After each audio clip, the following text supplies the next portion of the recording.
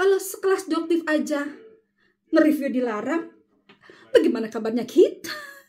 Ya kan, yang nge-review nggak berdasarkan Gillette, Mafia Skincare gitu kan, yang pakai krim-krim abal begini nih, parah, abis ini bopeng gue, ya mau nggak mau harus dilaser lah. Dia tuh pakai topeng yang dia tuh memang memisahkan gitu kan, siapa Doktif dan pekerjaannya dia.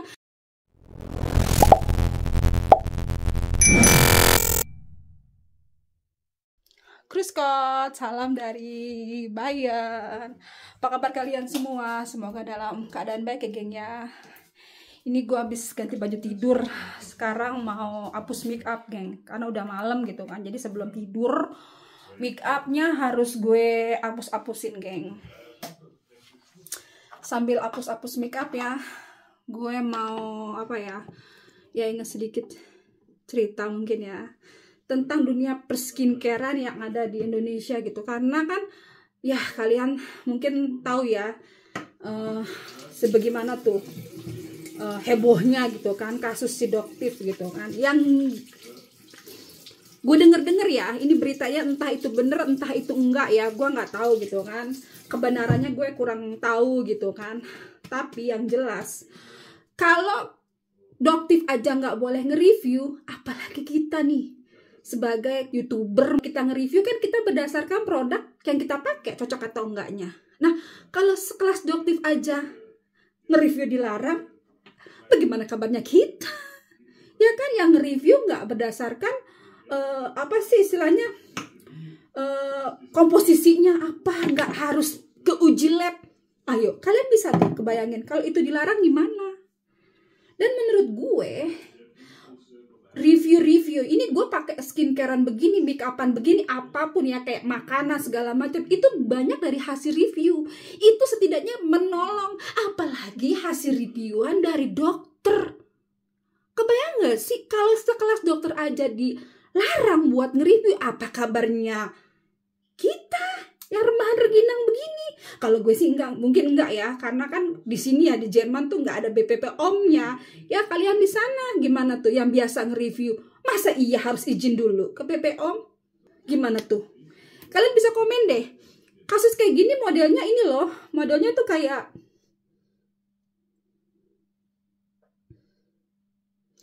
kasusnya si Farida Nurhan sama si Kode Blue. Ya kan, dia tuh review juga loh, yang sampai ribut, nggak taunya si Kode Blue-nya itu nge-review yang memang dia itu apa ya, koki terkenal. Ayo tuh, cuman kalau Farida Nurhan kan cuman review doang kan, makanan gitu kan. Ada perbedaannya kalau di skincare ini kan ya, karena banyak perbedaannya sih ya, karena udah tahu salah, produk lo membahayakan orang banyak, bukannya minta maaf, malah galakan lu, ya kan. Akhirnya ya Allah, akhirnya terjadilah persekusi atau segala macam ya, yang ujung-ujungnya ribut lah dari hasil nge-review ini ya. Itu persamaannya kayak gitu ya geng ya. Ya aduh,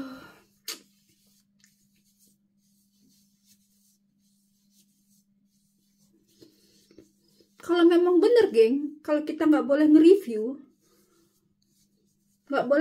produk, karena nanti biar BPOM-nya aja yang nge-review begitu. Kasian banget ya orang sono, ya kan. Lu nggak boleh nge-review, lu harus minta izin dulu ke BPOM sebelum nge-review.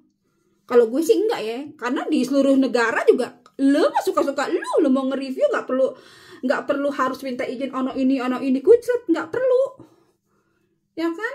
Nah nanti ini kasus ini ya nih, kasus skincare, nanti bisa jadi ada tahap berikutnya ya. Gue entah itu gue nggak tahu ya, bisa jadi karena produk kayak barang elektrik gitu kan, kita nge-review karena tidak sesuai sama SNI, nanti bisa jadi lo sebelum review lo harus ke SNI dulu nih, harus begini dulu. Bukannya ribut sih, rempong banget gitu. Soalnya gue ngerasa sebagai tukang review juga gitu geng ya, jujur aja, Ya kan, gue tuh terbantu banget loh dengan adanya review-review kalian ya, entah itu dari konten kreator luar negeri ataupun konten kreator dari Indonesia. Itu ngebantu banget loh kalau kalian review-review, dari review hotel, review makanan, kosmetik, review barang, review handphone. Itu tuh kita tuh bener-bener terbantu banget.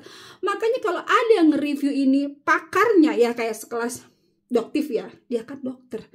Dia nge-review bukan asal review kayak kita YouTuber loh. Dia berdasarkan nih skincare, ini udah uji lab segala macam. Dia tuh valid. Kok dilarang? Kok dilarang nih? Bagaimana? Aduh, sampai makeup gue jatuhan. Kagak ngerti gue. Kok dilarang? Itu yang ngelarang itu dan yang nggak suka itu kayaknya agak-agak sakit deh. Kok lo dikasih kebaikan gratis loh? Kalian tuh tercerahkan gratis, nggak harus bayar, nggak harus masuk aplikasi atau segala macam. Itu tercerahkan guna bayar. Kok kalian nggak setuju? Gitu. Kok jangan inilah, penjahat itu harusnya dimusnahkan. Penjahat itu dimusnahkan, apalagi ya menurut gue ya, kalau di sini sih kayaknya nggak ada ya skincare abal-abal kayak gitu, nggak bisa ya, karena harus ada uji lab, diujinya tuh banyak banget ya. Dan setahu gue juga masuk skincare, masuk barang atau masuk pun apalah yang ke Eropa gini agak susah gitu ya geng ya. Gue kadang tuh kenapa ya negara kita tuh urusan suap menyuap itu memang ada dari zaman dahulu kala. Ini tuh udah jadi rahasia umum yang gue pikir gitu kan. Dengan seharusnya kan makin lama makin kesini, pemerintah juga makin lama makin bagus gitu kan kinerjanya gitu kan. Seharusnya jadi baik gitu kan, bukan malah tambah jadi bobrok. Begitu geng ya. Menurut kalian gimana? Kebantu banget gak sih dengan adanya Doktif ya kan, yang menurut gue tuh asli. Lu tuh buat manusia-manusia ya yang hidup di zaman sekarang ya, untuk anak-anak gitu, maksudnya untuk wanita-wanita lah yang umur 20-an gitu kan, yang umur masih muda lah ya. Kalian tuh enak loh, terbantu dengan adanya Doktif. Di zaman gue mana ada kayak gitu, nggak ada. Makanya gue tuh ini ya, sebagai orang yang nih bopengan, ntar gue bersihin dulu deh. Ini gue bopengan juga geng, karena apaan? Gue ini salah satu korban skincare abal-abal juga. Pada zaman dulu mungkin udah sekitar berapa, 15 tahun yang lalu geng, itu udah ada skincare abal-abal. Cuma sekarang makin lama makin parah, dijual bebas. Mungkin kalau zaman dulu nggak terlalu banyak ya yang jual, tapi sekarang udah kayak kacang goreng ya kan.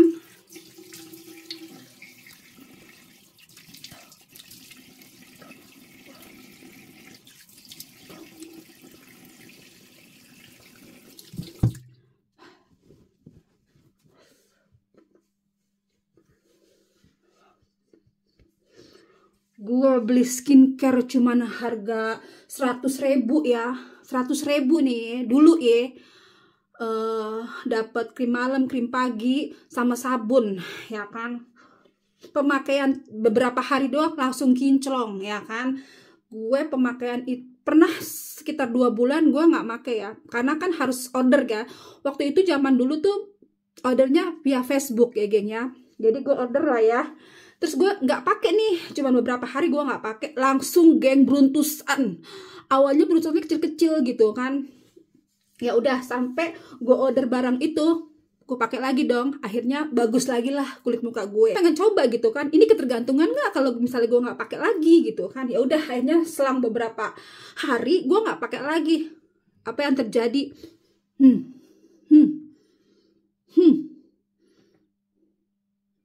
Bopeng.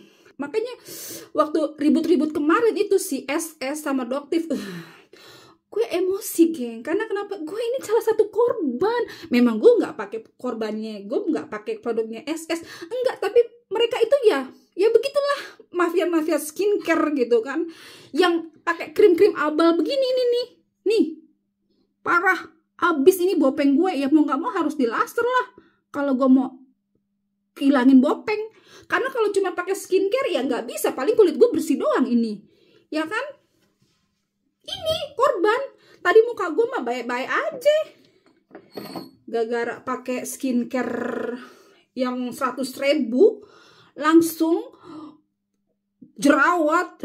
Ya Allah, gue insecure geng, jerawat gue tuh parah banget sampai kayak nanah gitu geng, jerawat batu.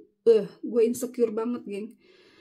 Gue treatment ke beberapa dokter, akhirnya ini gue cocok di lagi tuh klinik Natasha ya di Kelapa Gading. Gue cocok geng, karena disitu dulu mahal banget geng. Ya Allah, treatment aja bisa antara 500 sama 800.000 geng sekali treatment tiap bulan. Ya Allah, pakai skincare 100.000 treatment gue untuk ngilangin gara-gara jerawat yang beruntusan yang parah itu bisa berkali-kali lipat geng.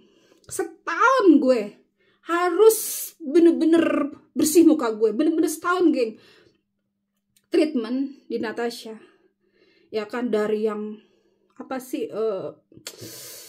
feeling, terus sama yang facial, ya kan, itu harus nggak boleh tangan gue megang-megang, gue harus makan gue diatur, sampai makannya diatur, gue nggak boleh pakai make up sedikit pun, bedak-bedak kagak boleh geng. Gue tuh bener-bener insecure, padahal dulu gue masih muda, masih umur 25-26an geng, jerawat gue udah sealium gamreng begitu. Makanya gue agak emosi lah dengan adanya si krim abal-abal gini. Makanya kalian sebenarnya tercerahkan loh. Kalian yang ini udah banyak pilihan, ada dokter. Kalau dulu kan enggak, lo mau ke dokter lo harus treatment dulu, ya kan, lo harus minimal ke klinik dulu apa segala macam, baru lo bisa pakai krim yang cocok di kulit muka. Kalau sekarang mah enak, ada Doktif, Bo. Nah, kita tuh udah ada istilahnya apa ya? Ada yang mengingat gitu loh. Ada guru gratis loh. Lo nggak perlu harus ke mana ya? Nggak perlu harus ke klinik dulu. Lo pantengin aja Doktif, mana nih krim yang berbahaya. Ya, kalau krim itu kan memang cocok-cocokan, tapi minimal kita udah tahu nih, oh ternyata krim ini berbahaya loh. Oh ternyata krim ini enggak loh. Tuh, minimal kita udah ada pencerahan di otak. Makanya buat kalian ya yang nyerang-nyerang Doktif, ya Allah, lu kebanyakan makan apaan sih lu? Kok kagak pinter jadi orang? Doktif itu ngedukasi kagak dibayar. Ini menurut gue ya, nggak tahu ya kalau dibayar apa enggaknya gitu. Karena maksudnya gini loh, karena nggak dibayar sama kita nih, ya kan? Para apa ya, yang apa sih, para viewer gitu kan, yang penontonnya gitu kan. Gue nggak tahu kalau memang dia ada agenda lain, gue agak tahu ya. Cuma setahu gue agendanya dia memang untuk mencerdaskan kita sebagai rakyat gitu kan. Ya terlepas dia jualan atau enggak, toh dia tuh pakai topeng. Aduh. Kalau kalian lihat ya, yang mungkin kepada pembencinya si Doktif ya, dia kayak begitu, dokter apaan? Karena kan dia selain itu dia jualan gitu kan, karena dia jelekin produk orang karena dia jualan. Menurut gue enggak ya. Satu, dia itu loh istilahnya enggak vulgar ya, enggak kayak si dokter R ya, DRL itu ya. Karena asli loh, di awal-awal gue tuh pengagum DRL ya. Nah, karena kan yang pencetus pertama mereview gitu kan si DRL. Dan ada banyak kayak DRL gitu, semestinya bagus. Dan produk yang terang-terangan, yang jual produk itu DRL loh. Karena dia memang kan, dia mengumumkan, iya gue tuh jual produk inilah, di klinik inilah, vulgar kan. Nah kalau Doktif kan enggak. Akhirnya sekarang terblow up siapa Doktif. Ini dari kita-kita yang kepo, siapa sih? Dan si Doktif sendiri tidak pernah kan mendeklarasikan siapa dia, kliniknya dia. Dia juga begitu nge-review produk meskipun dia jualan, tapi dia enggak, ini loh produk gue loh, ini loh namanya, kan enggak. Dia samarin semua. Dia tuh pakai topeng yang dia tuh memang memisahkan gitu kan, siapa Doktif dan siapa kerjaannya dia. Kalian tuh punya mata nggak sih? Dia itu nggak terang-terangan loh. Kayaknya orang tolol sekalipun udah ngerti gitu loh. Nih, wah sorry nih ya, karena nih Pasti ada nih pembenci. Sekali lagi, gue nggak kenal Doktif. Gue kenal si Doktif karena dari beberapa